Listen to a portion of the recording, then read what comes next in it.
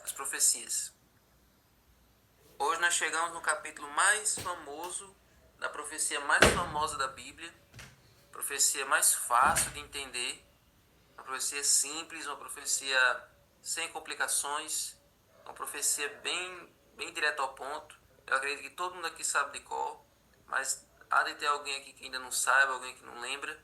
Mas a profecia de Daniel 2 é a profecia mais elementar, mais básica para um adventista saber. Se ele souber dessa, já é um ponto de partida para ele entender as outras, certo? Porque é isso que nós vamos ver aqui no capítulo 2. Ele aparece de novo no 7, de novo no 8 e de novo no 9, certo? Ele só vai repetir esse mesmo layout, esse mesmo formato, só que com mais detalhes nos próximos capítulos, certo? Então vamos relembrar. Vamos relembrar o que foi que aconteceu. Vamos relembrar aqui passo a passo, né, dessa história, certo? Vou pegar aqui um slide que eu fiz no tempo da lição de Daniel que a gente estudou num trimestre aí, que o título da semana era Do Mistério à Revelação. Então, gente, vamos lá para Daniel 2:1. Daniel capítulo 2, versículo 1, diz o seguinte: No segundo ano do seu reinado, Nabucodonosor teve uns sonhos que o deixaram perturbado e sem poder dormir, certo? Então, aí a gente percebe que Nabucodonosor, ele teve o mesmo que o faraó teve. O faraó, no caso de José, também teve um sonho, e nesse caso, faraó sonhou duas vezes o mesmo sonho.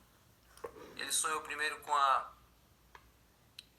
as vacas magras e depois com as espigas mirradas, as vacas gordas, que depois vieram as magras e comeram as gordas, depois as espigas magras, que depois as espigas gordas vieram e sufocaram as magras, né?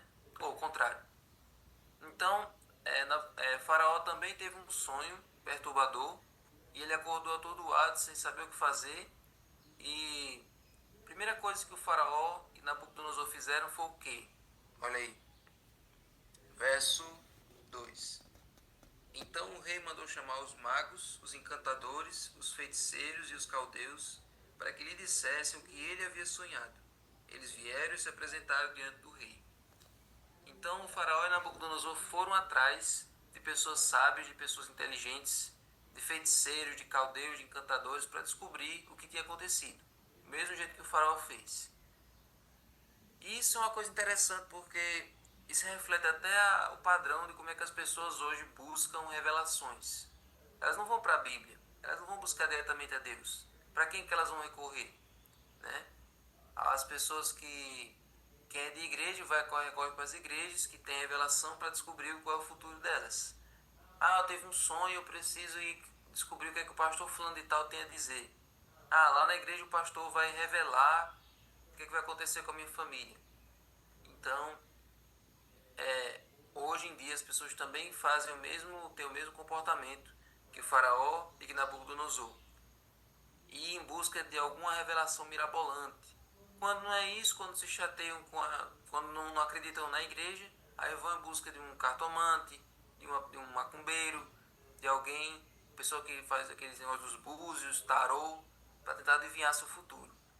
Então hoje as pessoas estão desesperadas em busca de revelações quanto ao seu futuro, revelações quanto à sua vida, fazer amarração amorosa, né? Aquelas coisas que eles fazem. Então, isso revela um comportamento atual que muita gente tem. Querem revelação de todo lugar, menos da palavra de Deus. E aí, gente, olha só. É o que foi que os magos responderam. Eles disseram assim, verso 4, querem enrolar, né? Sim, verso 3. Ele lhes disse: Tive um sonho e fiquei perturbado, querendo saber que sonho foi esse. Aí eles perguntaram: Que o rei vive eternamente. Conte os sonhos de servos e daremos a interpretação. Aí o rei ameaçou eles e disse: Olha, se vocês não revelarem nem o sonho e nem a interpretação, então eu vou pegar tudo que vocês têm, vou destruir, suas casas vão virar monturo e vocês vão ser destruídos. Então, me contem o sonho e a interpretação. No caso do faraó foi um pouquinho mais fácil, porque o faraó lembrava dos sonhos. Ele lembrava do sonho das vacas e do sonho das espigas. Só queria interpretação. Mas no caso de Nabucodonosor, já foi um pouquinho mais complicado. Porque Nabucodonosor pediu para revelar o sonho e a interpretação. Ou seja, não tinha nada estabelecido. Era para lembrar o sonho. Se eles contassem qualquer coisa ali, não dá para inventar. Qualquer coisa que eles contassem ali, se não fosse o sonho, se não lembrasse o rei do sonho que ele tinha tido, não valia. Tinha que ser exatamente igual. Então o caso dos magos do Egito dá até para enrolar, dá para eles inventarem a interpretação ali, já que eles tinham o sonho, dá para eles inventarem qualquer coisa, como eles sempre faziam. Porque a feitiçaria, a mágica, ela manipula as coisas que já existem e inventa coisas que não são verdade. Por exemplo, eles não têm poder de criar nada do zero. Por exemplo, quando Deus transformou o rio e o Nilo em sangue, as águas viraram sangue, os egípcios também fizeram a água, os magos também fizeram a água virar sangue, mas de uma forma falsa. E isso iludiu o faraó, achando que os poderes de Deus eram que nem os poderes de um feiticeiro, poderes sem credibilidade.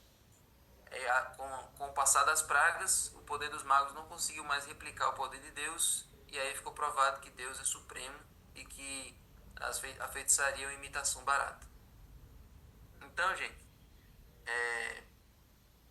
aí os magos reconheceram, olha, não tem como a gente realmente adivinhar isso aí, porque não tem nenhum sonho, não tem nem como a gente inventar nada, não tem como nem inventar uma interpretação.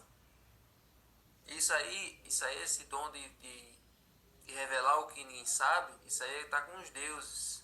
Isso aí é um dom dos deuses, a gente não tem acesso, certo? Isso que o rei exige é difícil, ninguém pode revelar nos seus deuses, eles não moram com os mortais. E aí o rei foi ficando indignado, e por causa dessa indignação, o que foi que ele mandou fazer? Verso 12 e 13. Ao ouvir isto, o rei ficou tão irado e furioso que mandou matar todos os sábios da Babilônia. Saiu o decreto segundo o qual os sábios deviam ser mortos. Foram buscar também Daniel e seus companheiros para que fossem mortos. E aí, vocês acham que Nabucodonosor era uma pessoa compreensiva, era uma pessoa paciente, uma pessoa calma, alguém assim fácil de lidar, uma pessoa que relevava a situação? Quando algo não saía de acordo com o planejado, ele tentava enxergar o lado positivo, ele era uma pessoa assim? Não. Nabucodonosor, ele tinha esse problema. Quando ele ficava chateado com um grupo de pessoas, ele mandava matar todo mundo que não tinha nada a ver com aquilo.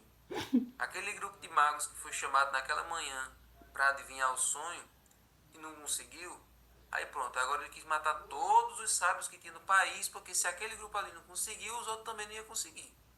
Na mente dele era assim. Então aqueles sábios ali foram condenados à morte e os outros sábios também, porque aquele grupo ali não conseguiu trazer o sonho nem a interpretação. E aí? Então agora todos os sábios que tinham na Babilônia tinham que ser mortos. E vocês sabem que os 4 jovens lá de Israel, Daniel, Ananias, Misael e Azarias, estavam entre esses sábios. Na verdade, eles eram considerados os mais sábios entre os sábios, por causa do capítulo anterior. Eles foram encontrados 10 vezes mais inteligentes do que os sábios de todo o país. E eles estavam nessa lista dos que iam morrer. Só que Daniel teve aí uma ideia. Ele pediu um tempo que ele traria interpretação para o rei. Certo? Então, naquela noite, Daniel foi para casa, reuniu os seus 3 amigos e oraram durante a noite, pedindo que Deus tivesse misericórdia e que Deus revelasse. Porque aí aquilo seria como um testemunho, aquilo seria como uma forma de pregação do Evangelho. Se eles trouxessem o sonho e a interpretação, o rei ia perceber mais ainda que com aqueles jovens habitava o Espírito de Deus. Que com aqueles jovens ali tinha alguma coisa diferente. Então Daniel orou nesse sentido, pedindo que Deus revelasse. E Deus revelou para Daniel. Então naquela noite Daniel teve um sonho. E aí Deus revelou, ou melhor, Daniel orou e disse assim: bendito seja o nome de Deus, verso 20, de eternidade a eternidade, porque dele é a sabedoria e o poder. É ele quem muda o tempo e as estações, remove reis, estabelece reis. Ele dá sabedoria aos sábios e entendimento aos inteligentes. Ele revela o profundo e o escondido, conhece o que está em trevas e com ele mora a luz. E assim Daniel ele ora agradecendo a Deus.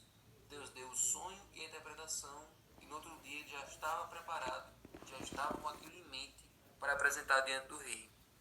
Então, gente, quando a gente pede iluminação a Deus, quando a gente pede entendimento, Deus dá. Se a gente está com a mente escura, se a gente está com a mente ali nublada, sem entender nada, quando a gente pede a unção do Espírito Santo, Deus revela. Então, tudo que a gente precisa saber para a gente ser salvo está na palavra de Deus. Tudo que a gente precisa saber para a nossa convicção da verdade estar completa está na palavra de Deus. Só não entende quem não busca. Só não entende quem não vai atrás. Só não entende quem tem a mente fechada mesmo para não entender a mensagem. Tem gente que não entende a Bíblia, mas se você perguntar o que aconteceu, qual foi o acidente que aconteceu lá no bairro tal, a pessoa conta com todos os detalhes. Não tem memória para guardar nada, nenhuma história da Bíblia. Mas sendo uma fofoca, sendo qualquer história, a pessoa tem uma mente limpa, desembaraçada para entender qualquer coisa. Peça a Deus uma mente limpa para entender a palavra dele, que é o mais importante. Para que você possa pregar em qualquer lugar, para que você possa passar qualquer estudo, para que você possa explicar qualquer dúvida que as pessoas tenham, porque o Espírito Santo revela. Mas para você, sua mente se encher da palavra de Deus, você precisa esvaziar ela das coisas do mundo. Esvazie ela de qualquer conhecimento inútil e encha ela com as coisas espirituais, com as coisas que valem a pena. Certo?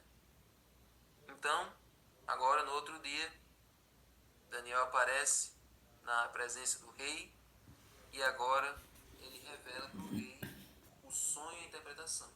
Mas tem um detalhe interessante. Tem um detalhe bem interessante aqui. Quando Daniel aparece na frente do rei, Daniel explica quem foi que lhe deu aquela revelação. Ele não atribui a ele mesmo. Ele não diz, olha, eu fiz uma simpatia, eu fiz uma oferenda, eu fiz ali um ritual, e aí eu consegui aquilo ali por conta própria. Não. Daniel explica de quem é que veio a revelação. Olha aí, Daniel 2, 27 e 28. O mistério que o rei exige, nem sábios, nem magos, nem encantadores o podem revelar. Mas há um Deus no céu que revela os mistérios, pois fez saber ao rei Nabucodonosor o que vai acontecer nos últimos dias. O sonho e as visões que o Senhor teve quando estava em sua cama são estes. Um detalhe, gente, antes da gente ir realmente para a interpretação. Mãe Dava já explicou várias vezes aqui no Zoom e também em outros momentos que existe a diferença entre espírito de profecia e dom de profecia. Dom de profecia é o fato de Deus revelar uma visão, revelar um sonho, revelar alguma coisa a uma pessoa. Então, por exemplo, quando o faraó teve o sonho, aqueles dois sonhos, ele recebeu o dom de profecia. Deus revelou, Deus deu uma revelação para ele. E Nabucodonosor também recebeu o dom de profecia. É você receber ali uma mensagem. Agora, você não vai entender aquela mensagem. Você ficou ali, você realmente recebeu a mensagem, mas você não entendeu. Então é preciso que venha alguém para lhe ensinar a entender o que significa aquela profecia. E essa pessoa tem o chamado espírito de profecia, que é o ato de você interpretá-las, de você realmente entendê-las e aplicá-las no seu devido contexto. Dom de profecia é quem recebe a mensagem, e o espírito de profecia é quem interpreta, quem decodifica aquela mensagem. Então, os dois reis tiveram o dom de profecia. Agora, os dois profetas é que tiveram o espírito de profecia para revelar ao rei o que é que ele deveria, o que é que aquilo significava, certo? Então, quando José interpretou aqueles sonhos, o faraó disse assim, ó, em você habita o espírito dos deuses santos. melhor, nesse homem aqui está o Espírito de Deus. Então o faraó reconheceu que em José estava o Espírito de Deus, porque José revelou a ele os sonhos, a interpretação dos sonhos. E vocês vão ver que lá na frente Daniel também recebe essa mesma identificação. Em Daniel habita o Espírito dos deuses santos. O pagão reconheceu isso. Isso é muito interessante. Então vamos lá. Então Daniel começa a revelar. Só que Deus é tão detalhista, Deus é tão incrível, que Deus revelou a Nabucodonosor, através de Daniel, não só o sonho e a interpretação, mas o que Nabucodonosor estava pensando antes de dormir. Olha aí. Verso 29. Quando o Senhor rei estava na sua cama, surgiram em sua mente pensamentos a respeito do que vai acontecer no futuro. Deus, que revela os mistérios, revelou ao Senhor o que vai acontecer. Ou seja, Deus, para mostrar para Nabucodonosor o quanto ele era supremo, mostrou para Nabucodonosor: olha, antes de você dormir, você estava pensando no seu futuro, você estava pensando no seu reinado, você estava pensando no que vai acontecer daqui para frente. Era tudo isso que o senhor estava pensando. Como é que vai ser quando eu morrer, se meus filhos vão continuar, se a Babilônia vai continuar sendo assim. Vamos abrir de novo.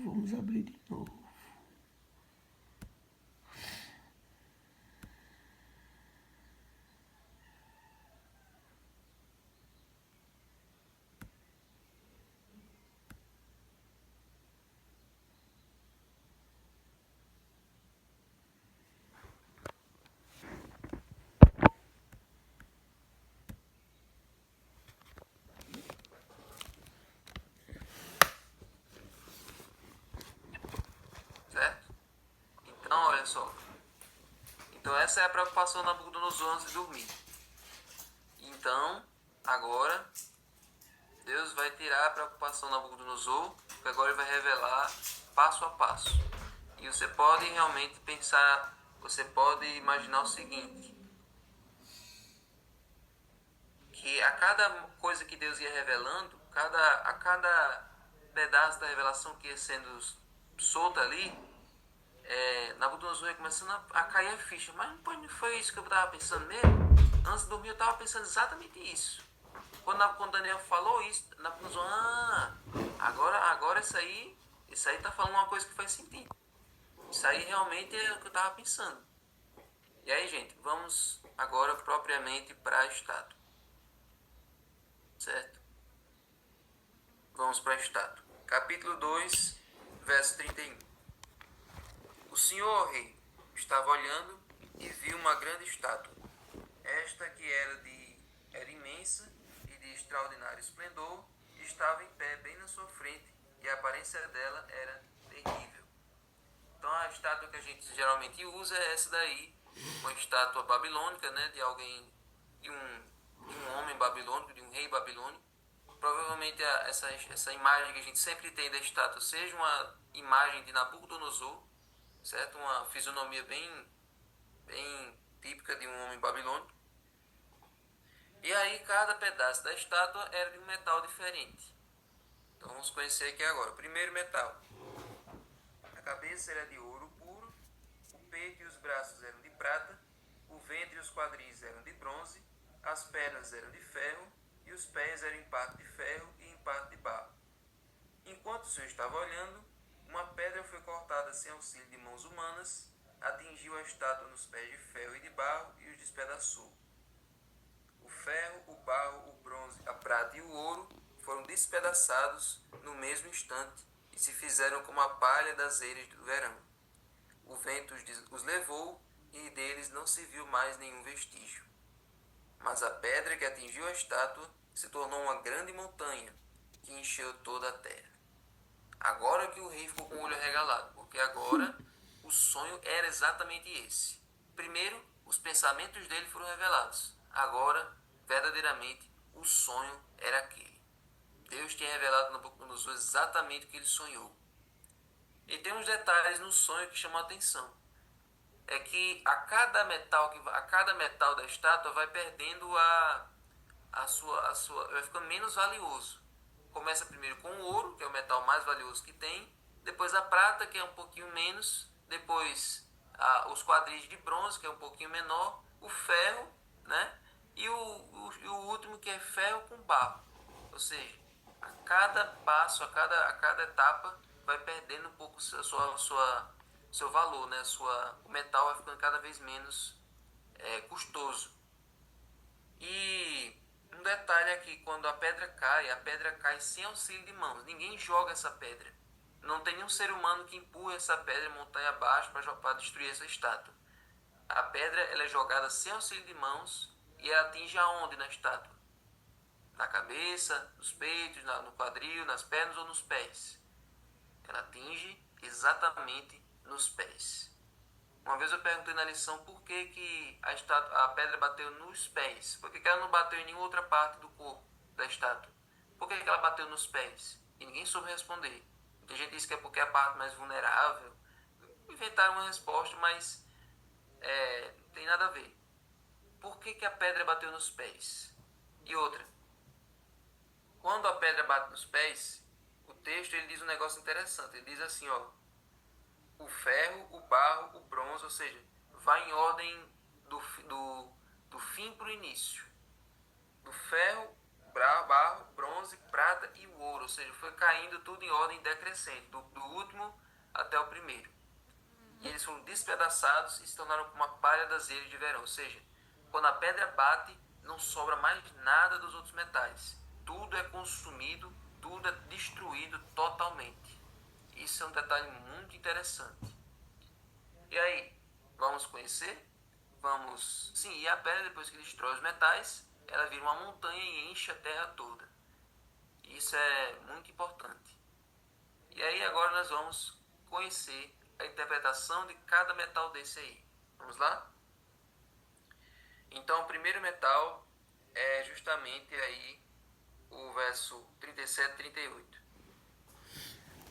O Senhor, ó Rei, que é Rei dos Reis, a quem o Deus do céu conferiu o reino, o poder, a força e a glória, em cujas mãos foram entregues os filhos dos homens, onde quer que eles habitem, e os animais do campo e as aves do céu, para que dominasse sobre todos eles, o Senhor, ó Rei, é a cabeça de ouro. Então, o primeiro metal da estátua é a Babilônia. A Babilônia compreende ali o período do ano 626 até o ano 539 a.C. Então esse período de Babilônia foi um período um período relativamente grande, e vocês sabem que antes de Jesus o tempo vinha em ordem decrescente, ia diminuindo os anos até Jesus, e de Jesus para frente os anos vão aumentando. Por isso que está 626 a 539. Então, gente, o ouro era um símbolo bem apropriado para se aplicar à Babilônia, certo? Tinha um historiador chamado Heródoto, que ele disse que no tempo da Babilônia, o ouro ele tomava conta de todas as construções das cidades, certo? Tinha grandes estátuas de ouro nos templos da Babilônia. Tinha uma estátua de ouro para o deus para Júpiter, tinha uma grande mesa de ouro que era usada lá, certo? E o trono também era tudo de ouro. Havia um altar de ouro, templo de ouro, tudo era de ouro no tempo da Babilônia. Isso era uma coisa comum naquele período, certo? Então, o ouro era um símbolo bastante apropriado para representar a Babilônia. Só que, quando Nabucodonosor ouviu isso aí, ele ficou muito feliz. O primeiro império sou eu, a primeira parte da estátua sou eu. Só que aí o próximo verso já deixou Nabucodonosor preocupado, já deixou ele decepcionado, porque diz assim, ó: depois do Senhor se levantará outro reino inferior ao seu. Assim, foi triste, mas também foi um pouquinho confortador, porque Nabucodonosor sabia que agora o reino dele não ia durar para sempre. A Babilônia não vai durar para sempre, vai vir outro reino. Só que vai ser inferior ao meu, então tá tudo bem. Ou seja, eu não vou durar para sempre, mas não vai ter pelo menos ninguém igual a mim. Vai vir outro reino, mas não é com a mesma glória que eu tenho. Então a Babilônia passou, e em seguida veio o próximo reino, que era a Medopécia. Do ano 539 até o ano 331.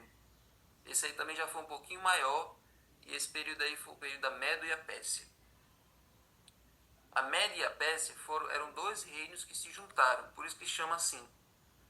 Eram dois reinos diferentes que eles se aliaram e formaram ali um reino só, chamado de Medo-Pérsia. Então, gente, a Pérsia destruiu a Babilônia, certo? Numa noite eles chegaram lá e arrasaram com tudo e a Babilônia caiu naquela noite e começou agora a Pérsia propriamente dita. Então, gente, o grande líder da Pérsia, o nome dele era Ciro. Você já deve ter ouvido falar de Ciro, né? Ciro ele tinha um esforço muito grande de restaurar, de repatriar os povos que tinham sido levados cativos no tempo da Babilônia. Não foi só o povo de Israel. Várias nações que tinham sido levadas cativas para a Babilônia, Ciro tinha uma missão. Ele vou devolver esses povos para as terras deles.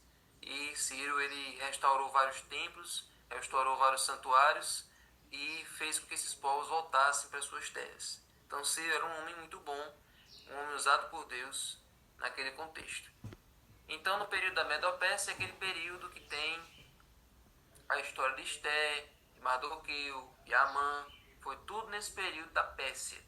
O povo de Israel foi para a Babilônia e passaram lá 70 anos. Uma parte desses 70 anos foi no período de Nabucodonosor, na Babilônia, e a outra parte foi no período da Pérsia, já com Ciro, com Dario, com Assuero e assim por diante. Então esse foi o período da Pérsia. Agora, a Bíblia também fala que depois da Pérsia veio um terceiro reino, está no verso 39. E um terceiro reino de bronze que terá domínio sobre toda a terra. Esse terceiro reino, que é aí a parte dos quadris, representa a Grécia. A Grécia começou no ano 331 e foi até o ano 168 a.C. O período da Grécia, gente, também foi um período bastante importante, porque quem liderou a Grécia nesse período foi um homem chamado Alexandre o Grande.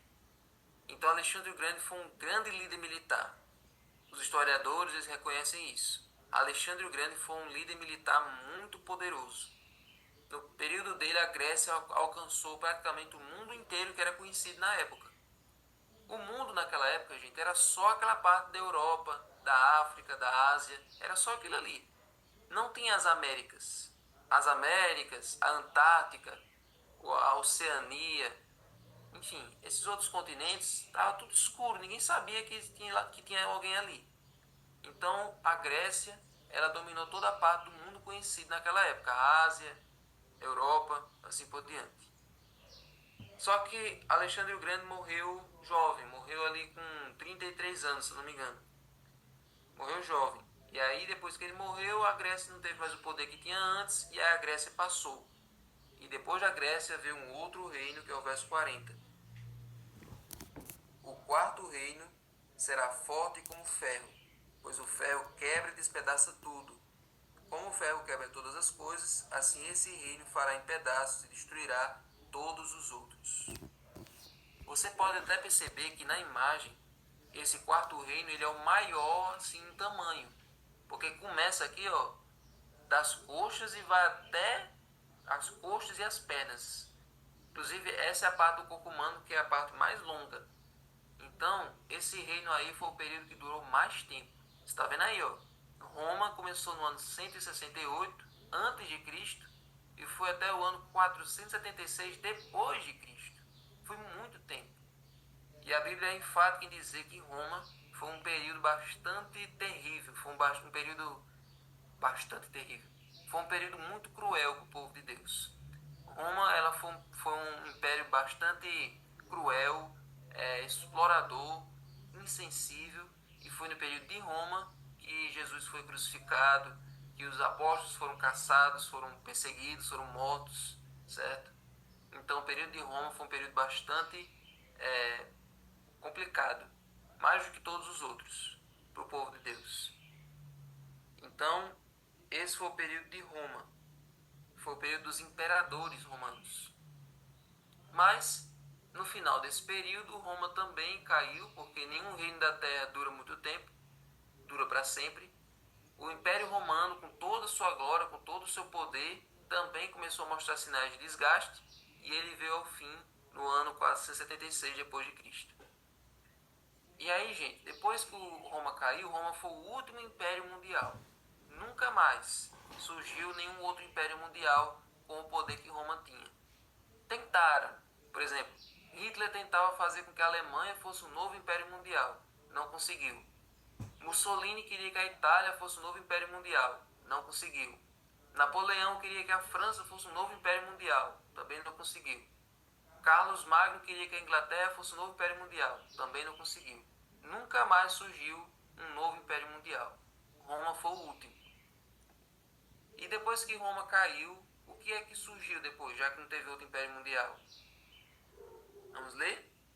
Agora nós vamos para o verso 41 ao 43. Diz assim: Quanto aos pés e aos dedos dos pés que o Senhor viu, que eram em parte de barro de oleiro e em parte de ferro, isso significa que esse será um reino dividido. Contudo, haverá nele, assim, alguma coisa da firmeza do ferro, porque o Senhor viu o ferro misturado com barro. Como os dedos dos pés eram em parte de ferro e em parte de barro, assim por um lado o reino será forte e por outro será frágil. Quanto ao ferro misturado com barro que o Senhor viu, isso significa que procurarão se misturar por meio de casamentos, mas não se ligarão um ao outro, assim como o ferro não se mistura com o barro. Então, gente, esse período dos pés representa a Europa dividida, que começou no ano 476, com as tribos bárbaras, e vai até os dias de hoje. Até hoje, a Europa é um país muito grande, é um continente muito grande, que é dividido em vários paísezinhos bem pequenininhos, e nenhum deles se mistura. Nenhum deles faz uma aliança um com o outro. No tempo da Idade Média, os reis desses países lá da Europa, eles tentaram casar suas filhas uns com os outros para ver se formava ali um país só. Mas isso nunca dava certo. Isso nunca chegou a ir para frente. Esses casamentos nunca duravam, não mudava muito a situação. Então, tentaram se misturar por casamentos, como a Bíblia disse, mas não se ligaram um ao outro. E tá lá, os países todos divididos, entrando em conflito uns com os outros, como a Rússia, com a Ucrânia, né? Aqueles conflitos que tem lá. Então, não houve mais junção, não houve mais união entre eles. A Europa é um continente de países pequenos, divididos, cada um com a sua cultura, cada um com o seu estilo de governo, certo? Então, gente, esse foi o fim dos impérios mundiais. E isso aí, gente, eu quero que vocês entendam uma coisa. Se vocês decorarem isso aí, eu já fico feliz. Eu preciso que vocês aprendam, tirem um print aí da tela, façam o que vocês quiserem, mas aprendam isso aí. Daniel 2 é o ponto de partida para você entender as outras profecias, porque ela é bem facilzinha. A profecia tem a parte do símbolo e já tem a parte da interpretação no mesmo capítulo, não tem nem o que você ficar em dúvida. Daniel 2 é o capítulo de profecia mais fácil que tem de se entender na Bíblia. Só você decorar: cabeça, Babilônia; peitos, Pérsia; quadris, Grécia; pernas, Roma; pés em parte de ferro e parte de barro, Europa. Acabou. Isso aí é a base. Sabe por quê? Porque quando a gente chegar no capítulo 7, nós vamos voltar para isso aí. É exatamente isso aí, só que com mais detalhes. Entenderam agora o livro de Daniel? Daniel é um livro de profecia muito fácil, porque é só coisas que já aconteceram, você não precisa quebrar a cabeça, só coisas que já aconteceram no passado, e a cada capítulo só vai, como se estivesse dando um zoom, como se estivesse você chegando mais perto. Aí Deus só apresentou um resumo para Nabucodonosor. Quando você chega no capítulo 7, aí Deus diz: não, agora nós vamos mostrar mais detalhes do que a gente viu no 2. Aí no 8 é a mesma coisa, no 9 é a mesma coisa. E aí, gente, e a pedra? Por que a pedra não bateu em outra parte da estátua? Por que ela bate nos pés? Porque, gente, olha aí o verso. Olha, a pedra vem e bate nos pés. Olha aí, verso 44. Mas nos dias desses reis, de reis, os reis da parte dos pés, o Deus do céu levantará um reino que jamais será destruído e que não passará a outro povo. Esse reino despedaçará e consumirá todos esses outros reinos, mas ele mesmo subsistirá para sempre. Amém? Amém. Esse reino, gente, não é outro, senão o reino de Deus. E por isso que a pedra bate nos pés da estátua. A pedra, quando ela bate nos pés, significa que ela está batendo no mundo de hoje. Jesus vai voltar nos dias de hoje. Ele vai destruir os reinos que existem no mundo de hoje. Quando Jesus vier e implantar o reino de Deus, todos os outros reinos desse mundo vão ter sido destruídos. Não vai ter mais Babilônia, nem Pérsia, nem Grécia, nem Roma, e nem Europa dividida. Nenhum desses países que hoje existem vão continuar depois. O reino de Deus vai destruir, vai consumir esse mundo com fogo, e então Deus vai restaurar esse planeta e nós vamos morar com ele para sempre. Amém. Ao encher a terra, essa pedra simboliza a Nova Jerusalém. Então, gente, é por isso que esse é auxílio de mãos, porque essa intervenção é a intervenção divina. Ele vem para colocar ordem nesse mundo, para criar um mundo completamente novo, onde nós possamos morar. Então, gente, era isso que representava a pedra, a volta de Jesus. Essa é a nossa maior esperança. Então, gente, não acredite que esse mundo vai melhorar. Não acredite que as nações vão se unir em prol da paz, em prol do amor. Não vai ter mais um novo império mundial. Existe os Estados Unidos, existe a China com o seu poder econômico, mas mesmo assim não chega a ser o império mundial como era nessa época. A nossa certeza é que o novo império que vai dominar esse mundo é o governo de Deus. E nós somos os súditos desse governo, somos filhos do Rei do Universo que vamos reinar com ele, como ele prometeu. Amém. Então, depois disso aqui, depois que Daniel apresentou a interpretação, então agora o rei ficou feliz da vida e ele agradece, ele engrandece Daniel, ele reconhece que Deus é um Deus de verdade e fez com que Daniel fosse governador de toda a província da Babilônia, chefe de todos os sábios. E os amigos de Daniel viraram administradores da Babilônia. Então, honre a Deus. Deus honra aqueles que o honram. Se você é fiel no pouco, Deus vai te colocar no muito. Se você aproveita as oportunidades para testemunhar, Deus vai recompensar você. Então, não desperdice as oportunidades de falar de Deus. Daniel não desperdiçou. Daniel aproveitou aquele infortúnio, daquele decreto de morte, e ele usou aquilo como uma ferramenta para ele se destacar e para levar o evangelho para Nabucodonosor. Então, gente, são muitas lições que a gente aprende só com o capítulo 2. E agora vocês entenderam para que servem as profecias, não é? As profecias não servem para a gente ficar... Não é apenas para a gente se entreter. Não é uma historinha, uma fábulazinha legal, interessante, uma historiazinha para você aprender. As profecias, gente, elas são importantes porque elas mostram que Deus está no controle desse mundo. Vem império, vem outro, vem um reino após o outro, nação contra nação, reino contra reino, um poder surge outro, e acaba, depois surge outro, mas no fim de tudo temos um final feliz. Deus segura, Deus protege o seu povo, Deus cuida de cada um de nós. O mundo pode se revirar, mas nós estamos seguros nas mãos de Deus. Um dia nós vamos morar num reino que não vai ter fim, no reino de paz, no reino de justiça, no reino de amor, que é o reino de Deus que ele vai instaurar lá no futuro. Nós já temos que estar nos dias de hoje nos preparando para esse dia, com os pés aqui, mas com os olhos lá. Estamos apenas de passagem nesse mundo, mas nós somos de outro. Amém? Senhor Deus, muito obrigado, Senhor, por esse capítulo 2 do livro de Daniel. Esse capítulo nos dá muita esperança. Mostra que o Senhor, que a tua palavra tem credibilidade. Mostra que o Senhor revela tudo para nós. Sim. Em ti nós ficamos seguros porque nós temos um futuro com esperança. Sim, Deus. Então o mundo pode se acabar, os inimigos podem vir nos perseguir, mas nós temos a certeza que nós pertencemos a um outro reino, a um outro mundo que o Senhor está preparando para nós. Então, Senhor, nos ajuda a ter esperança. Que cada pessoa aqui nesse Zoom possa ter aprendido essa lição de uma vez por todas. E assim, Senhor, que essas pessoas que estão aqui possam ser usadas pelo Senhor para esclarecer a mente dos outros que ainda não sabem. Então, fica conosco Dá-nos um bom dia, preparação para o sábado, em nome de Jesus. Amém. Amém. Obrigado pelos que ficaram até agora.